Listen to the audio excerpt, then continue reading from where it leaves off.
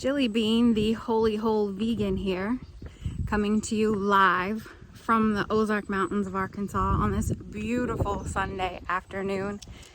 The temperature's in the 70s. It just feels great. It feels good to be out and about walking. I wanted to share a little about my health history. I was really very sick. It wasn't that long ago. I had a long list of health problems that I ignored, and I kept a secret from everybody I know and love. I was obese. I think I stopped weighing at about 330 or so pounds, and I know I got heavier than that. I'm estimating I probably was at least 350 pounds. And of course, there's a whole slew of problems that come with that. Hypertension. I was extremely diabetic. Endometriosis. Pretty sure I had hyperthyroidism. Arrhythmia. Fibromyalgia. It just goes on and on and on. I'll start with hypertension. That was, I couldn't even tell you numbers. The little meter would say always like stage 3 or something super high. The systolic would be like 180 or 190, and diastolic would be over 90, over 100. That was just regular. That was normal. My blood glucose, at one point I had got a monitor thinking, I guess maybe I'll check it out and see what it is. I knew, but never had really measured it. Never was measured at the doctor's office. Hardly ever went to the doctor anyway. But regularly I had numbers. Fasting numbers were always over 200. Regularly they were in the 300s. That's just where they were. Normal eating, when they tell you to measure after, so many hours after eating, always in the 300s. Often got into the 400s, and there were a few times at least that it was over 600. And I had learned that that was severe enough to put me in a diabetic coma. And that was scary, but I put the monitor away and ignored it. Family members would ask me about it because other family members were diabetic, and they would ask me about my health and how that was with me and what my numbers were, if I even knew. And I would lie. I would say, oh yeah, I have a monitor and they're normal. I check them, and I check my husband's and the kids, and it's normal. And I don't know if they believed me or not. To look at me, there's no way that I wasn't experiencing all the problems that I experienced, but largely nobody gave me any grief about anything. Then, let's talk about arrhythmia, the heart. Sometimes it would just pound so hard within my chest. Oopsie. I'm covering the screen, so about that. Can't hold it with this hand, I suppose. It would just pound within my chest and knock against it, and then there would be that was normal. That was just all the time. And then these flutter things, it would be like a and I'm sure anybody who's experienced it, and I just explained it, you know what I'm talking about. But it was like it would beat really, really, really, really fast for a long time, and then it was almost like it stopped beating, and it would get really scary. Let's see, things like I was so big. I was worried about every chair. I actually did break a chair once at my sister's house. I think the chair was compromised to begin with, but it was still embarrassing nonetheless. I did break a chair, and fitting into booths that was, that was a challenge. I like booths better than tables, but whether or not I was going to fit in them was at restaurants. Let's see, airplanes always had to have a seat extender. I got in several times, I was too embarrassed to ask for a seat extender, and so I just sort of placed the seatbelt around my lap to make it look like my seatbelt was buckled. So a flight attendant had noticed, and she said, "Buckle your seatbelt," and I was embarrassed. So I was like, "I can't. Can you give me an extender?" And the dog was wanting to follow me. So after that humiliating experience, I decided they had seatbelt extenders on Amazon. So I bought my own, and I would keep it in my purse, and then I could just whip it out.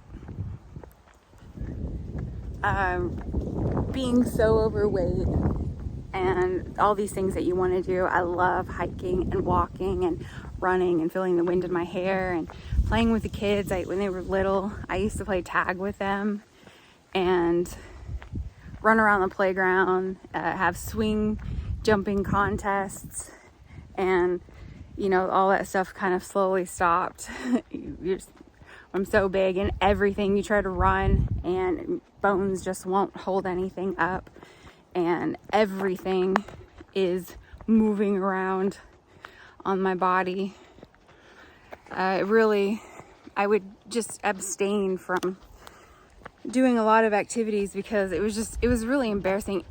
And it was weird because I was embarrassed by the fact I wasn't participating, because the least you can do if you're big is make an effort to participate in these things, but then not wanting to, knowing that it probably looked pretty atrocious.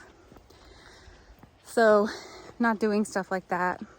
Endometriosis, my periods were bad I can pinpoint it back to, I had cramps as a teenager, and I would have said they were bad then, but I could pinpoint it back to when I really started gaining a lot of weight, that they got really bad and incredibly heavy. And then it started to get really worse, where the pain just radiated around my whole midsection, down to my bottom, up my back. And then it felt like there was, for several days, it would feel like there was like a volleyball, just this mass in my belly.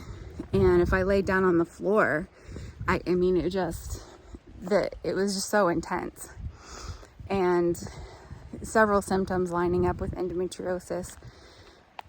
But see, I never went to the doctor for this stuff, so all of it is self-diagnosed. I largely stayed away from things like WebMD because every time I thought about looking something up, and I might have looked up one or two things, it was like I started to see how my symptoms line up, and I just didn't want to deal with it. So stayed off of the symptom trackers and diagnosis websites.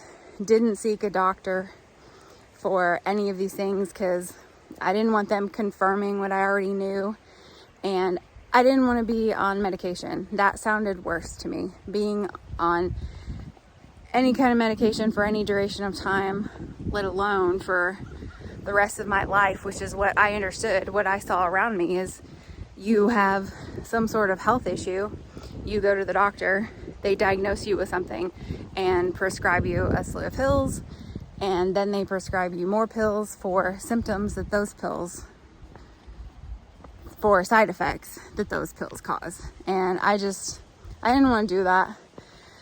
So all of this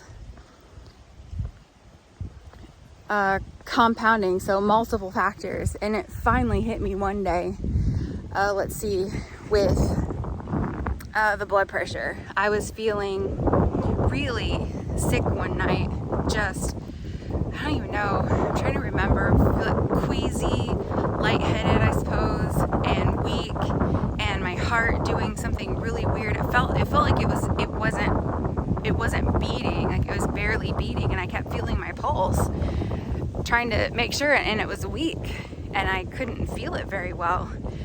So then I thought, well, I'll check my blood pressure, and it was way super high. Systolic over 200, I don't even know. Diastolic way over 100. And I kept checking it like every few minutes, and I just felt wrong. And I remember it was late, and I woke up the kids and asked them to sit with me and said, I think I'm okay, but something might be wrong and we might have to go to the emergency room. I just don't want to be alone in case something happens. Well, we decided to go ahead to the emergency room, and on the way there, I'm just praying. I'm praying and hoping and asking that this will be resolved, and if it is, I will make every effort. I will get on track with my health and pay attention to these things and do things that I know I'm supposed to do and stop doing things I know I'm not supposed to do. And we got to the emergency room parking lot, and we stayed there, and I started to feel a little bit better.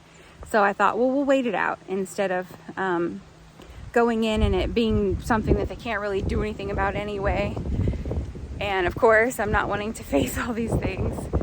So we sit in the parking lot, and after about half an hour, I think, not more than an hour, I start to feel fine. Like the severity of it waned, and I felt like it would be okay to go home. I felt confident. So we go home, and I thought about the little promise I made if it got better, but I didn't think about it for very long, and went back to, it stayed, didn't change anything. I kept just eating all of the ways that I know I shouldn't eat, and not moving my body, and sitting around a lot, pretty sedentary. Just went about things, and had another incident happen with my heart and blood pressure, and I actually did go into the emergency room, but they didn't really seem concerned. They checked me out and didn't seem worried about it. So I thought, well, maybe I'm mostly okay, and this just happens sometimes. This is just a part of life, part of being overweight. I don't know. It's acceptable. It's not that bad. Maybe I'm making too much out of these health issues that I thought I had. So left there, and nobody put me on medication, didn't schedule a follow-up or anything like that. Nobody seemed worried. So whenever that would happen again, I just wouldn't worry about it very much. I mean, I still worried about it, but not very much, and just sort of waited it out like times before. But at some point, it's just, you just feel like enough is enough. And I just did. And I thought, I can't live like this anymore. I'm not happy. The anxiety and depression, I haven't talked about that yet. It was really bad. I mean, just deep impending doom, just no point to anything, not thriving about anything in life, not feeling a reason for anything. Everything is just futile. There's no purpose. Why am I even here? It would just be fine if I wasn't anymore. I don't like feeling this way. I don't like feeling confused and unfocused, and not being able to concentrate, not being able to read a page and remember what I just read, apply it to anything. I would want to read all these books, and I'd get started, and they seemed really great, but I couldn't sit there long enough to even enjoy it. I couldn't to get anything out of it, to even follow the story. Making decisions, family would ask what's for dinner, and I would just nearly break inside because they asked me to make a decision about something. Anything in life, like something come up with the vehicle, and you got to make a decision about it. Or am I calling this mechanic or that mechanic, or how am I dealing with it? It would just I would just break inside at having to make a decision. having to make grocery lists, knowing that having an inkling anyway that the foods I was putting on our grocery list were not good, were making me fat. I just thought they were making me fat. I didn't realize all the other things that processed foods and meat and dairy do to the body. I just thought it was being fat. But it just became enough, and I was just ready for it to be over. And so I started making changes. Something happened, a flicker, thankfully, a flicker of hope, a flicker of things could be different, a flicker of what the future might look like if I made some changes and what it would look like if I didn't make any changes. And so I remember just doing some thinking and some praying and decided, all right, it's the end. It's over. This life is over. It's time to start another one, and I'm going to have to dig deep and find my will, because it's not just going to happen. I can't sit here and think it away and wish it away and pray it away. I'm going to actually have to work. And that, while it was overwhelming at first that it's going to be work and probably a lot of work, it was actually relieving and empowering, because I felt for the first time that I might just have control over what's going on with me, over my mind, over what's happening with my body, that I might have a say in it and I might be able to affect it. So that's why I'm here. I'm here to share my story. I did a lot of research. I made a lot of changes. I've had restoration of health and recovery of physical, emotional, and spiritual wounds. And I'm excited about them, and I'm hoping that others can experience the same thing. And so I'm really ready to share my whole process, like what happened, what I did, the experiments that I conducted on myself, the research that I'm engaged in, what I've got in the future, for what I've got in mind for the future, for really sharing this in the most effective way with as many people as possible. Basically, nutrition and lifestyle medicine have become my passion, natural hygiene. I really want to talk about things like food addiction, alcohol addiction,